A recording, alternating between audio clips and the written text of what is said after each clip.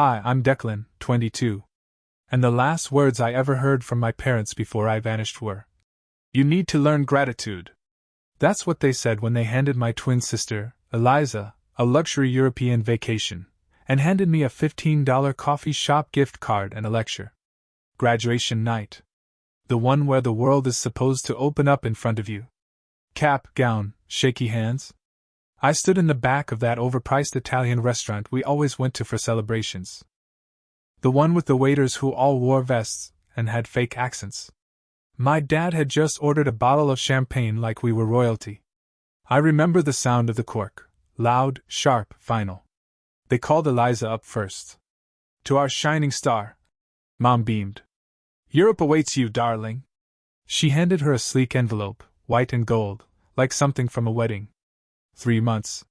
Luxury rail passes, 5-star hotels, a personal photographer to document the journey of a lifetime. She gasped like she didn't already know. Cried. Hugged everyone. Even the waiter clapped. Then they turned to me. I actually sat up straighter. Dad slid a card across the table. One of those cheap ones they sell at the register with cartoon lattes on them. "For you," he said. "A little something to enjoy while you job hunt." $15. I stared at it. That rectangle of insult. That lecture disguised as generosity. Then came the speech, about how I needed to appreciate the small things. And how not everyone gets a handout. And Eliza's worked hard, she's earned this. I graduated with honors. I had a startup idea 6 professors believed in. I pitched it at a tech symposium last fall and got a standing ovation. But sure. Coffee. I smiled. Said thank you. Tucked the card in my wallet. Then I lied. Told them I had to drop off some books at the library. I drove back to campus, packed everything I owned in 30 minutes, left a note on my bed that read, "Thanks for making this decision easy."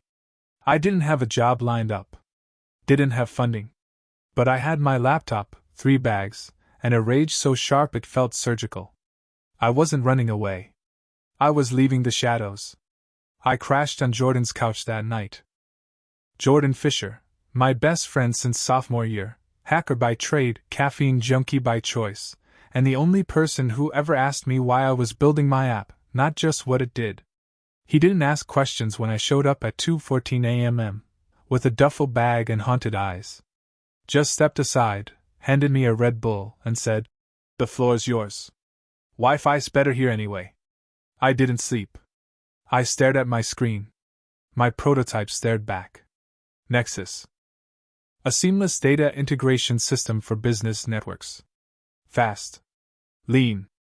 Obsessively efficient. 2 years of back-end architecture, 1 bug that still refused to die, and a design language I'd modeled after subway maps. It wasn't beautiful yet. But it worked. 3 days later, I pitched it to Thomas Warren. Thomas. Freaking. Warren. If Silicon Valley had a Mount Rushmore, his face would be on the left cheek. I only got the meeting because my old algorithms professor slipped him my deck and said, "This one's dangerous." In a good way. We met at a coffee shop in the marina. I wore a thrifted blazer. My hands wouldn't stop shaking. He ordered black coffee, no cream, no sugar. I fumbled through my demo. My throat was dry. He said nothing for the first 30 minutes. Just nodded, scribbled something on a napkin, and stared at me like I was either a genius or a complete waste of his Thursday. Then he said, "This is blood in the water." I blinked. "Excuse me?" He smiled. "I'm in. $500,000. Seed round. Let's make some noise." I didn't breathe again until I was halfway down the block. Jordan screamed when I told him. Alex Rivera threw his laptop into the air. He was our unofficial third, cybersecurity prodigy, former dorm neighbor, famous for hacking our campus Wi-Fi just to stream anime ad-free. By Monday, we had a lease on a glorified storage unit that technically qualified as a downtown loft. It smelled like printer toner and crushed dreams. The floors sloped slightly. We loved it immediately. 3 desks. Folding chairs. 1 grimy coffee maker. and a collective grudge against everyone who'd ever said we weren't real developers. Meanwhile, silence from home. Not a text. Not a call. Just Eliza posting sunset shots from a rooftop in Madrid. I almost muted her. But I didn't. Because she wasn't the enemy. She was the mirror. We launched Nexus on a Wednesday. Just a soft beta. A landing page, a demo video, a trial sign-up form linked to a Google Sheet. No press, no promo. Just a tweet from a burner account that said, "What if Oracle didn't suck? Meet Nexus." By Friday night, we had 80 sign-ups. Saturday morning, it hit 2,000. Sunday? A LinkedIn blog post titled, "3 college kids just made Oracle look like Windows 95. Went nuclear." By Monday, we were viral. Not TikTok viral. Enterprise tech viral. Which is worse, somehow. Like being hunted by very polite wolves in Patagonia vests. Our email exploded. Demo requests. API access inquiries. Investor cold calls. Someone from a logistics firm asked if we were hiring a CTO. I was the CTO. I also swept the floors and set up our router. And then, she showed up. Eliza. In person. At our office. I was in the middle of a video call with an AI healthcare startup when Leah, our intern/receptionist, pinged me. "There's a woman at the front. Says she's your sister. Designer bag. Kind of lost?" I stepped out. There she was. Standing in the doorway in sunglasses, a cashmere coat, and confusion. "I cancelled the trip," she said, voice quiet. "Saw the article. Declan, what the hell?" We sat in the tiny conference room. The one with the crooked blinds and half-eaten pizza on the windowsill. She looked around like the building might give her tetanus. "This is what you left for?" "No," I said. "This is what I chose." She looked down at her manicured hands, then at me. Something in her face broke open. "I always knew they favored me," she said. "I didn't know it was that obvious. Or that cruel." I didn't say anything. "I thought you liked being the quiet one." "Eliza, I wasn't quiet. I was muted." She winced. "Do you hate me?" "No," I said. "I hated that I spent 22 years trying to be seen. You just played the part they gave you." "So did I." She nodded slowly. "I don't want to be their golden child anymore," she whispered. "I just want to be your sister again." We didn't hug. Not yet. But when she left, she didn't look back. And for the first time in my life, I didn't feel like I had to chase her. The next morning, Thomas Warren called. "You're about to get flooded," he said, chewing something crunchy into the phone. "I mentioned you at the summit last night. The sharks are circling. Be ready. Be ready. Be ready?" We weren't. Not even close. Jordan was still sleeping on a beanbag chair because our IKEA order got delayed. Alex had coded through the night and looked like a raccoon with anxiety. Our UX was a Frankenstein mess of placeholder icons and a CSS file named final_final_real. CSS. And yet, they came. Emails from CTOs of billion-dollar companies. Procurement officers. Integration heads. People who didn't blink at a $100,000 pilot program. One exec asked if we could fly to Austin for a live demo. I said sure. Then quietly Googled how to make a live demo not crash. We landed 2 contracts that week. $120,000 upfront. We used it to hire 2 full-stack devs, a real UX designer, Priya, absolute legend, banned Comic Sans within 24 hours, and a guy named Felix whose job title was "Make things not crash." The office started looking like an office. Still smelled like printer toner, but now with potential. And that's when my parents showed up. Unannounced. I was in the middle of onboarding a client when Leah buzzed me. "Robert and Catherine Walker are here to see you. Should I say you're unavailable?" I stared at the message for a long time. My finger hovered over decline. Then I sighed. Send them to Conference B. They walked in like they were touring a museum they didn't like. Dad in a tailored navy suit. Mom in heels that cost more than our rent. This is quite the operation. Dad said, gesturing vaguely. Very industrial chic. Mom added, like she was tasting a bad lemon. Then came the checkbook. Dad pulled it out like he was tipping a valet. $30,000, he said. Same as Eliza's trip. To make things right. I actually laughed.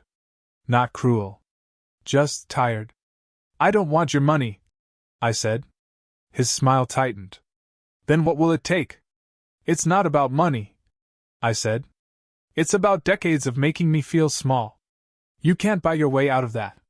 You never said anything, Mom whispered. You never told us. I leaned back against the wall where our first wireframe sketch still hung, scribbled in Sharpie on printer paper. You never asked? They left quietly. Not forgiven. Not triumphant. Just smaller than they came in. For the first time in my life. They knew the power had shifted.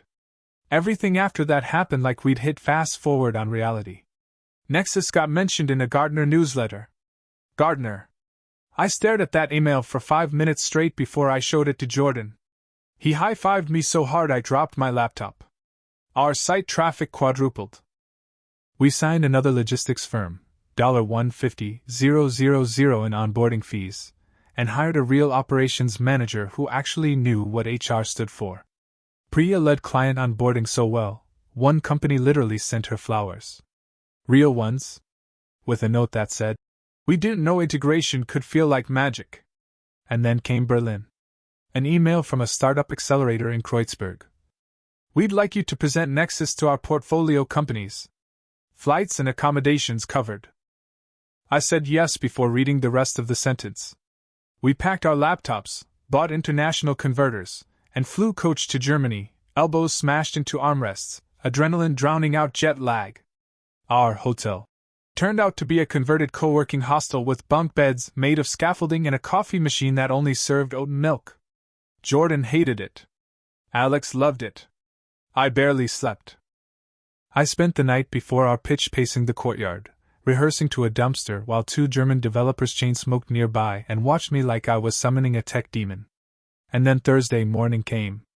We walked into a minimalist, icy cool room full of stone-faced VCs and startup founders wearing wool coats and quiet skepticism. And we crushed it. Our live demos shaved 11-minute data sync times down to 38 seconds. They clapped. Germans clapped for software.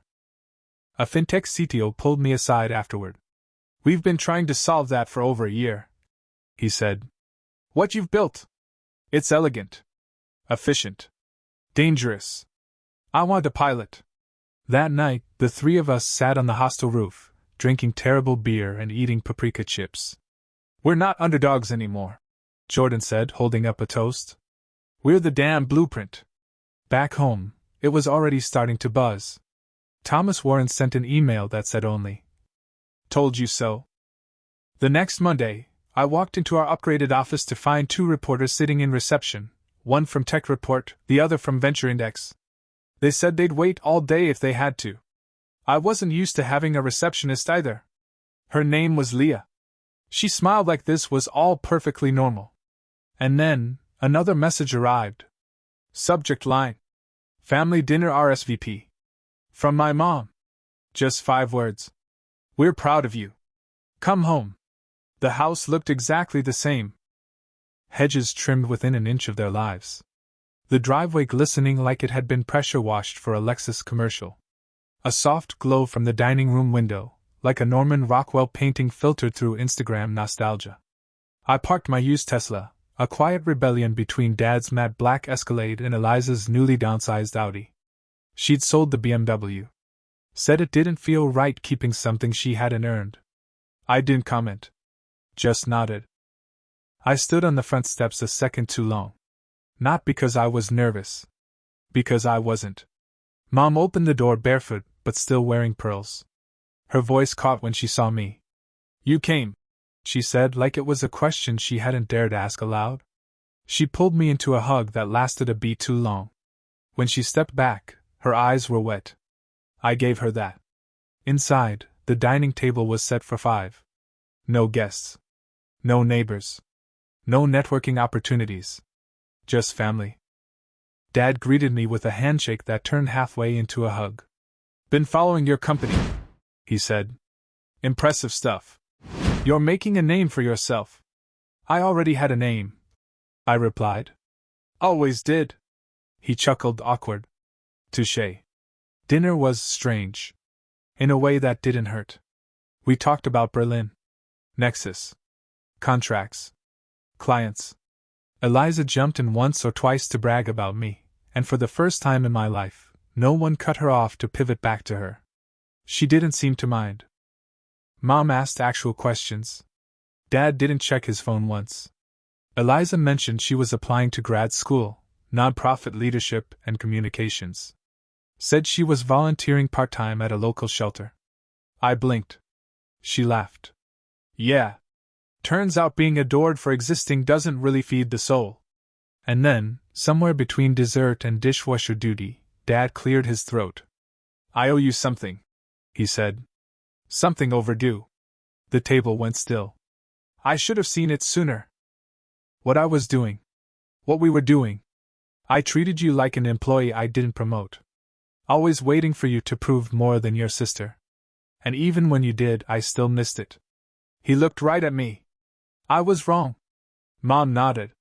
Quiet tears, not performance. "I thought love was something we had to earn," she said. Like praise was a prize. I didn't answer right away. "I don't need your validation anymore," I finally said. "But I'll take your apology, if it's real." "It is," Dad said quickly. "We're not perfect. But we're learning."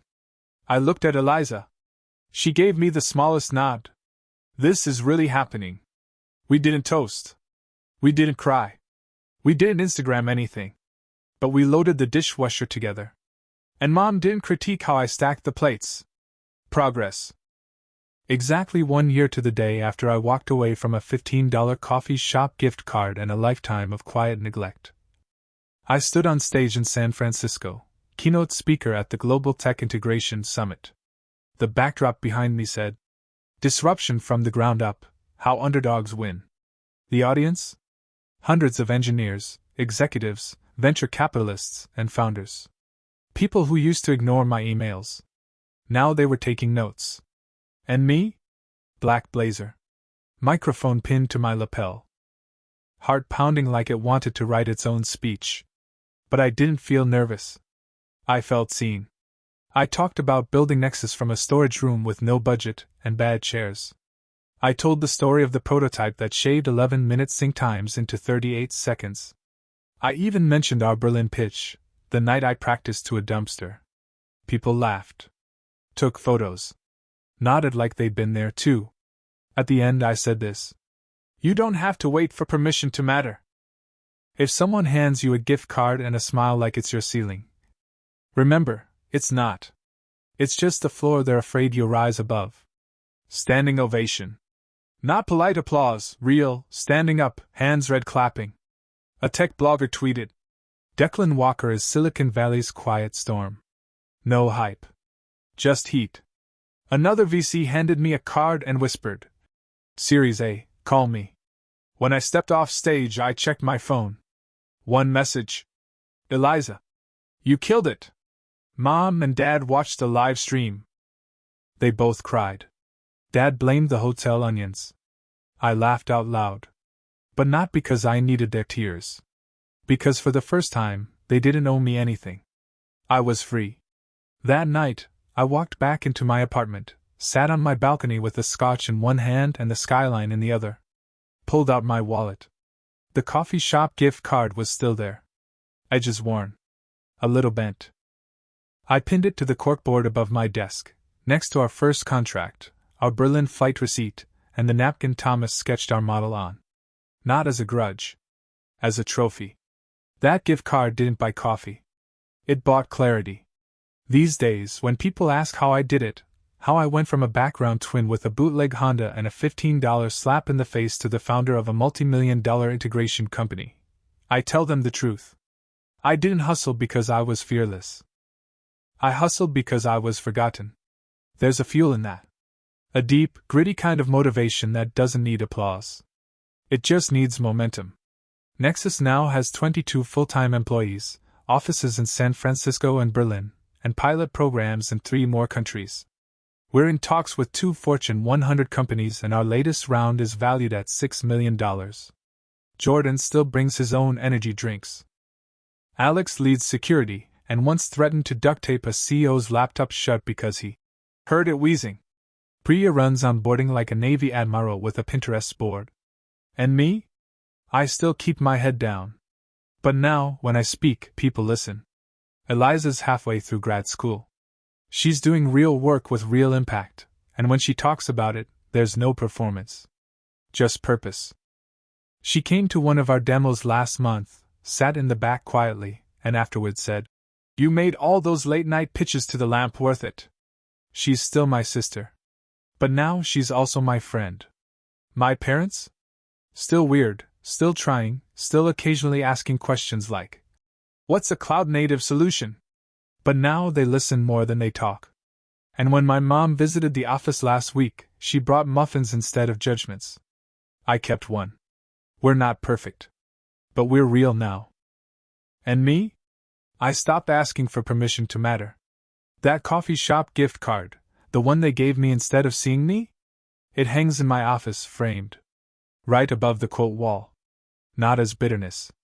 As proof. That the moment I stopped shrinking to fit inside their version of worthy was the moment I became undeniable. So if you're out there, still waiting for your moment, don't take it. Because you're not a background character in someone else's story. You're the damn headline. Write it loud.